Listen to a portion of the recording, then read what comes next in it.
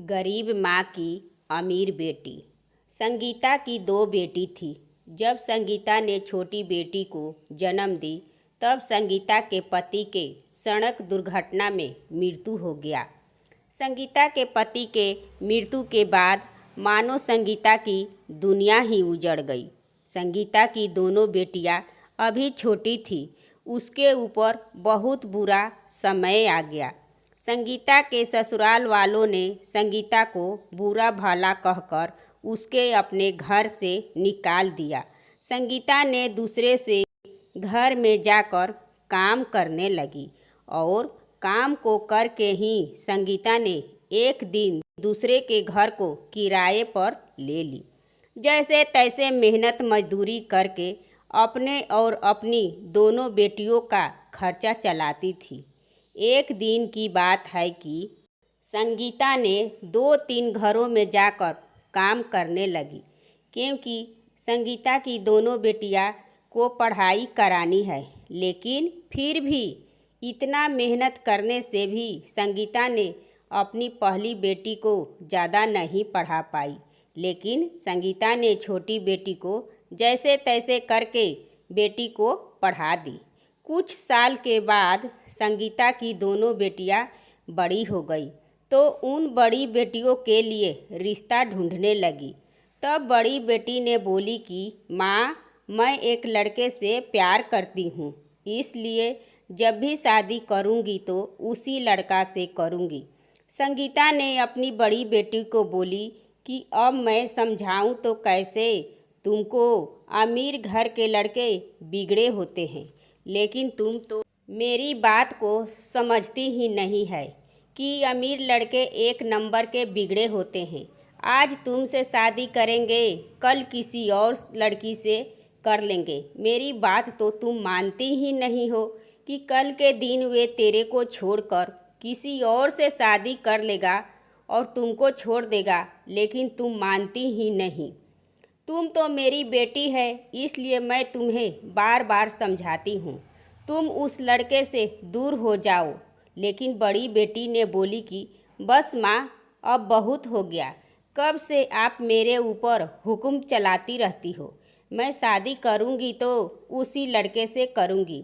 मैं कितनी बार समझाती हूँ कि महेश वैसा लड़का नहीं है, वे बहुत ही अच्छे हैं, लेकिन आप तो समझना ही नहीं चाहती। केवल बोलती रहती है कि अमीर लड़के एक जैसे ही होते हैं। अब मैं आपको महेश के बारे में कुछ भी नहीं बताऊं। नहीं, मैं आपका बात को मानूंगी। मुझे आपको जितना समझाना था उतना मैं आपको समझा चुकी। अब मैं आपको नहीं समझाऊंगी।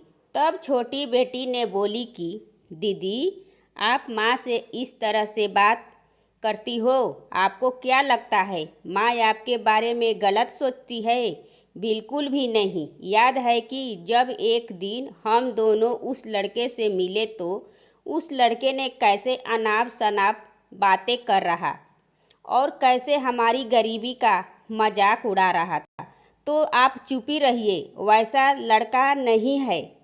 तुम ही ने माँ को मेरे खिलाफ भड़काई है। मैं भला क्यों भड़काऊंगी? ये आप क्या कह रही है? मैं ठीक कह रही हूँ, क्योंकि आप तो खुद पढ़ी लिखी नहीं हो, इसलिए चाहती हो कि मेरा अमीर लड़का से शादी न हो और मैं अमीर घर की बहू न बनूं। तब संगीता ने बोली कि ये तुम क्या कह रही हो? मैं कितना मेहनत मजदूरी करके तुमको पढ़ाई की, इसके जैसा तू अनपढ़ न हो और खुद तुम ऐसी बातें करती हो। मैं तो तुमको पढ़ाई की, कोई तुमको अनपढ़ गवार न कहे, और खुद तुम ही कह रही हो। तुम्हें शर्म आनी चाहिए। जब रात हो जाती है तब सब सो जाता है, उसी समय संजू घर से निकल जाती है और जाकर महेश से मंदिर में शादी कर लेती है। इधर छोटी बेटी और उसकी माँ की नींद खुली तो देखी कि संजू घर में नहीं है। माँ और बेटी घबरा गई, चारों तरफ ढूंढने लगी। तब छोटी बेटी ने बोली कि माँ, दीदी ने कहीं हमारे बातों को बुरा मानकर घर छोड़कर कहीं चली तो नहीं गई?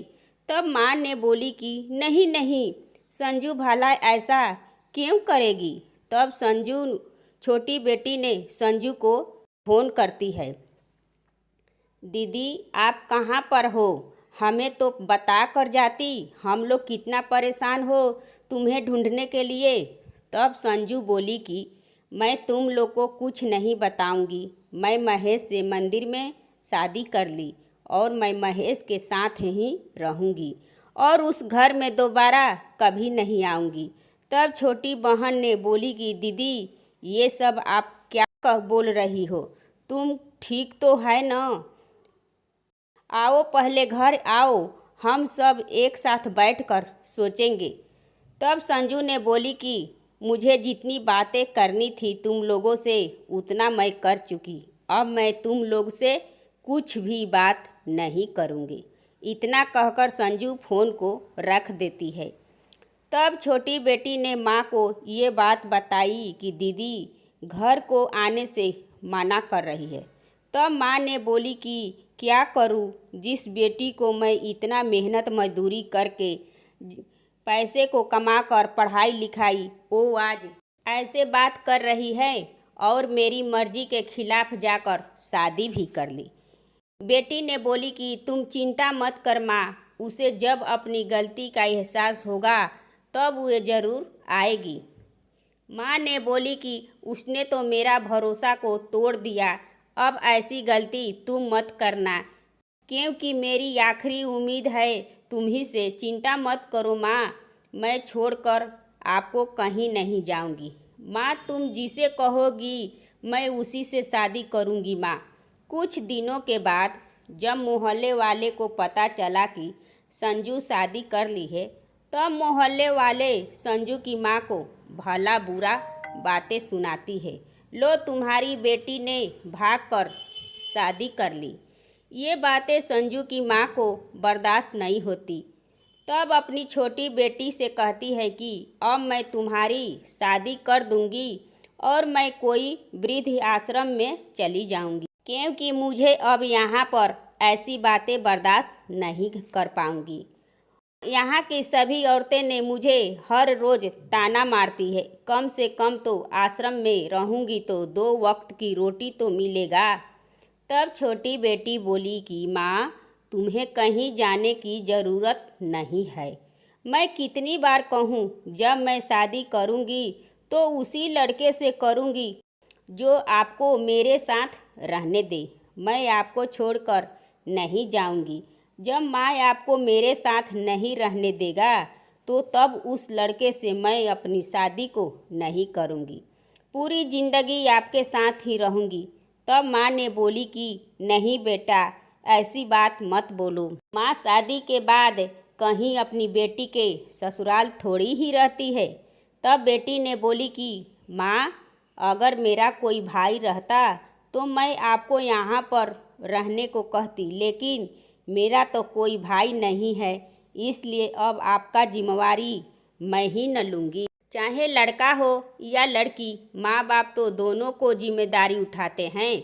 उसी तरह मैं हूँ तो मैं आपका जिम्मेदारी मैं ही न लूँगी।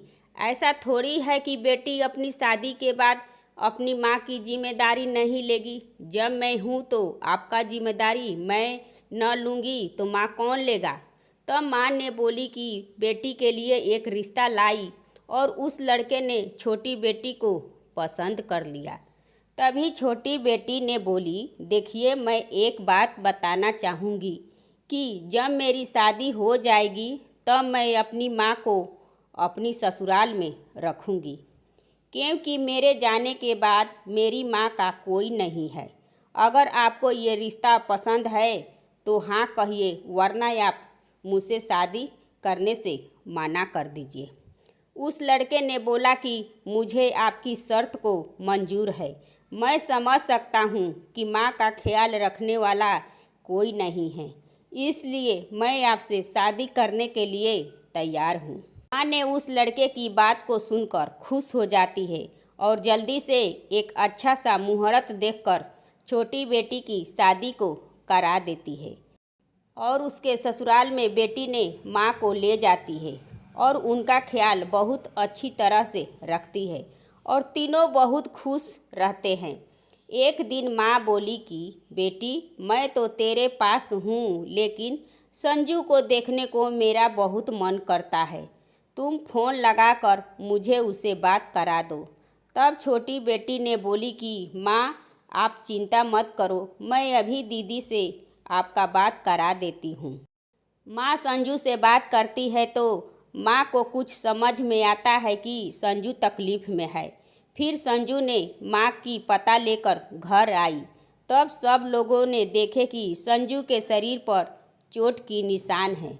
तब संजू माँ को बताई कि माँ, आपका उसी समय बात मान लेती तो ये हाल मेरा नहीं रहता। आप ठीक कह रही थी माँ कि अमीर लड़का सही नहीं होता। मैं तो आपकी बात को मानी नहीं माँ। उस लड़के ने 2 और शादी किया है और मुझे हर रोज़ मारता पीटता है और मुझे फ़ोन करने भी नहीं देता है। ये सब मेरी गलती का नतीजा है। माँ ने संजू को बोली कि तलाक का पेपर भिजवा दो और संजू ने अपनी माँ और बहन के साथ रहने लगी।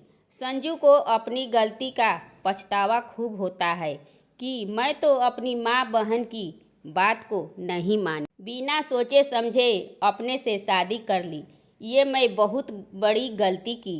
किसी ने सही कहा है कि मैं तो गरीब माँ की बेटी थी, लेकिन मैं अमीर लड़का का सपना देखने लगी। ये है गरीब माँ की अमीर बेटी की कहानी। दोस्तों, यह कहानी कैसी लगी कमेंट करें। मेरे चैनल को सब्सक्राइब करें एवं वीडियो को लाइक करें और ज़्यादा से ज़्यादा शेयर करें। धन्यवाद।